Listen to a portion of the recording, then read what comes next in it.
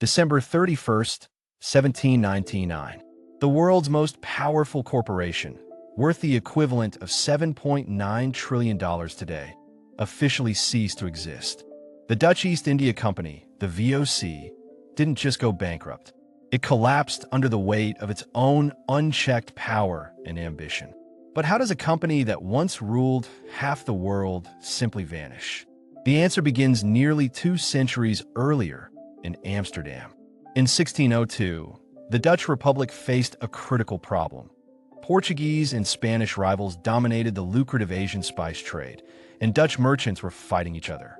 The solution was radical. The government merged competing trading companies into one massive entity, the Verenigd Oost-Indisch Company, and gave it extraordinary powers.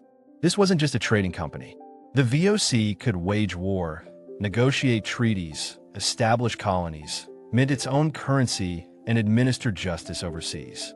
Essentially, the Dutch government handed sovereign authority to a private corporation, creating the world's first true multinational company with quasi-state powers beyond anything we'd recognize today. And to fund this ambitious venture, the VOC did something unprecedented. It issued shares to the public, becoming the world's first publicly traded company. Investors rushed in.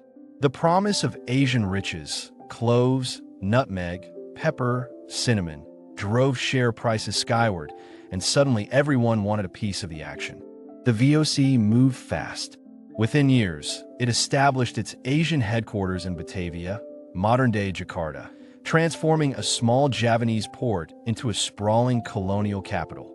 From there, the company built a trade network spanning from the Cape of Good Hope to Japan, controlling strategic choke points and dominating maritime commerce. And to protect these interests, the VOC assembled a private military force. We're talking about a corporate army and navy that rivaled many European nations. At its peak, the company commanded over 150 ships and employed tens of thousands of soldiers and sailors, all wearing VOC colors and enforcing company policy. The profits were staggering. Spices purchased for pennies in the East sold for astronomical markups in European markets, and shareholders watched their investments multiply exponentially. The VOC's monopoly on the spice trade made the Dutch Republic the wealthiest nation in Europe, and Amsterdam became the financial capital of the world. But here's where the story takes a darker turn. Because the very powers that made the VOC invincible also planted the seeds of its destruction. Operating thousands of miles from Amsterdam, VOC employees enjoyed virtually no oversight. The distance between headquarters and outposts created a dangerous vacuum of accountability and control. Company officials, merchants, and ship captains realized they could skim profits without consequence, and many did exactly that, engaging in widespread illegal private trade. These employees were often underpaid relative to the risks they faced: tropical diseases, pirates, brutal working conditions, so they felt entitled to supplement their meager salaries through embezzlement. Meanwhile, back in Amsterdam, the company's directors, the Heren 17 or 17 gentlemen, grew complacent, more interested in maintaining dividends than investigating reports of corruption spreading through the ranks. The bureaucracy became bloated and inefficient. Administrative costs spiraled as the company hired more officials to manage its expanding empire. But these new positions simply created more opportunities for graft. And the company's monopolistic business model, once its greatest strength, became a liability as global trade patterns shifted and new competitors emerged with more flexible approaches. The British East India Company, in particular, proved more adaptable. While the VOC rigidly focused on spices, British traders diversified into textiles, tea, and opium. Yet the VOC's leadership refused to innovate. They doubled down on their traditional methods, convinced their monopoly and military might would protect them from any challenge. But maintaining that military might required enormous expenditure.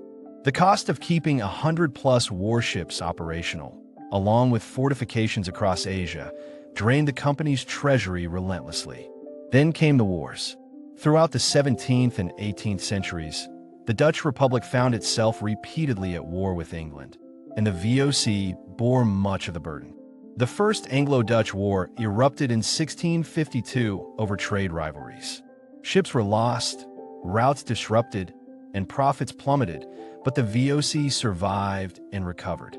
The Second and Third Anglo-Dutch Wars followed in quick succession, each conflict draining more resources and revealing the vulnerability of the VOC's overstretched global network.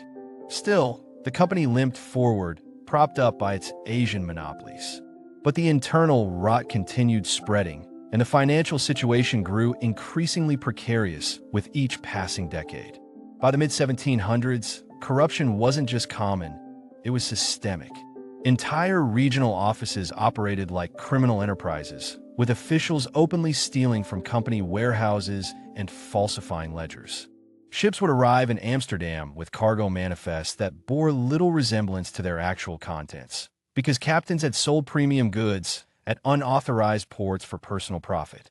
The Heeren 17 tried implementing reforms, sending investigators overseas to root out corruption, but distance and complicity among officials rendered these efforts mostly futile and ineffective. Meanwhile, the company's debt mounted. To maintain appearances and keep paying dividends to shareholders, the VOC began borrowing heavily, mortgaging its future against increasingly uncertain revenues. Then came 1780 and the catastrophic Fourth Anglo-Dutch War. This conflict would prove fatal, delivering blows from which the VOC would never truly recover. The British Navy systematically hunted VOC ships, capturing or destroying them across the Atlantic and Indian Oceans. The company's once mighty fleet was decimated in just 4 brutal years. Trade routes that had operated for over a century were suddenly severed. Ships that did make it through faced exorbitant insurance costs, making many voyages unprofitable before they even began. The financial damage was catastrophic. By the war's end in 1784, the VOC's debt had ballooned to over 100 million guilders, an astronomical sum, and there was no recovery on the horizon. The company's trade infrastructure lay in ruins, its military strength shattered, its reputation among investors collapsing as share prices tumbled. But the final death blow came from an unexpected direction: revolution in Europe. The French Revolutionary Wars engulfed the continent, and the Dutch Republic found itself occupied. In 1795, French forces established the Batavian Republic as a puppet state, and the new revolutionary government looked at the VOC with deep suspicion and hostility. Meanwhile, Britain, now fighting France, seized the opportunity to capture VOC colonies and trading posts across Asia, effectively dismantling what remained of the company's overseas empire and operations. The Cape Colony fell to British forces. Ceylon was occupied. Critical ports in India and the East Indies changed hands, and suddenly the VOC controlled almost nothing. Back in the Netherlands, the Batavian government examined the company's books and discovered the full extent of the disaster: massive debt, rampant corruption, and virtually no viable assets remaining. The numbers were shocking. After nearly 2 centuries of operation, the once mighty VOC was essentially worthless, a hollowed-out shell surviving only through accounting tricks and borrowed money. On January 1st, 1796, the Dutch government made the inevitable decision. They nationalized the VOC, assuming control of its remaining assets and, critically, its enormous debts. For nearly 4 more years, the company existed in name only while bureaucrats worked through the complex process of liquidation, selling off assets, and settling claims. Shareholders who had once grown rich from VOC dividends received nothing. Their shares, which had traded at premium prices for generations, became worthless paper, a monument to hubris. And then, as the 18th century drew to a close, the VOC was formally dissolved. December 31st, 1799, the official end of an era. The world's first multinational corporation, the company that had wielded sovereign power and commanded private armies, simply ceased to exist after 197 years of operation. So what happened? How did such a dominant force collapse so completely? The answer lies in the very nature of its power and the absence of meaningful checks. The VOC's quasi-governmental authority created a dangerous illusion of invincibility. Company leaders believed they were too big to fail, too powerful to be challenged or held accountable. That arrogance blinded them to systemic corruption eating away at their foundation. While they focused on maintaining monopolies and fighting wars, internal theft drained billions in today's currency. The distance between oversight and operations proved fatal. In an era before telegraphs or rapid communication, monitoring employees thousands of miles away was nearly impossible, and corruption flourished. And the company's rigid business model couldn't adapt to changing realities. When competitors innovated and markets shifted, the VOC clung stubbornly to outdated strategies that no longer worked. Military overreach compounded everything. Maintaining private armies and navies consumed resources faster than trade could generate them, creating an unsustainable cycle of debt and desperation. The VOC story is a cautionary tale about unchecked corporate power. When companies wield state-level authority without corresponding accountability, the potential for abuse becomes nearly inevitable and catastrophic. Today's multinational corporations dwarf the VOC in revenue, yet none possess its sovereign powers, and that's probably for the best, given how spectacularly this experiment failed. The VOC's legacy reminds us that even the mightiest empires, whether political or corporate, contain within themselves the seeds of their own destruction if left unchecked. Size doesn't guarantee survival. Power doesn't ensure wisdom. And monopolies, no matter how dominant, eventually crumble when internal decay meets external pressure and fundamental mismanagement. The company that once ruled the world vanished because it forgot a simple truth.